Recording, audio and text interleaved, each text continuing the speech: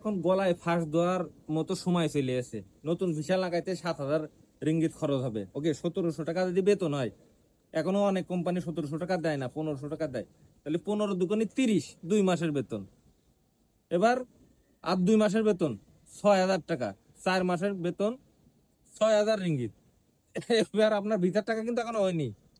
আপনার কিছু দালাল নাই 4500, 4700, সিআইডিবি এইসবের টাকা মাকা নিয়ে গড়ে ধরেন যে 6,500 ধাক্কা।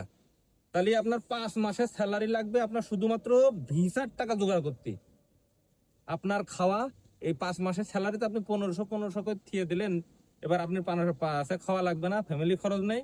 তাহলে পুরো 7-8 মাসের টাকা, অনেক লোক আছে 7-8 মাসের টাকা লাগবে তার ভিসার টাকা জোগাড় করতে। হ্যাঁ, যারা ইনকাম বেশি করে তাদের হিসেব বাদ দেন ভাই, তারা তো আজই পাবে।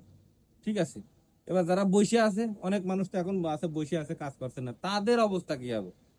তো মালয়েশিয়ায় আগে সম্ভ্রান্ত মানে বাংলাদেশ থেকে, মানে মালয়েশিয়াতে ইনকাম করে বাংলাদেশে পাঠাইতো, আর এখন বাংলাদেশ থেকে নিয়ে এসে এইখানে আপনারে টিকে থাকা লাগবে না, আপনি টিকে থাকতে পারবেন না। আর এরকম 6 মাস বা 1 বছর থাকলে আপনার নিধি নিধি গলায় ফাঁস দেওয়া লাগবে। ঠিক আছে, আপনি বুঝতেই পারবেন না আপনি কিভাবে নিঃস্ব হয়ে গেছেন। সেই সময় এখন চলে এসেছে। ঠিক আছে।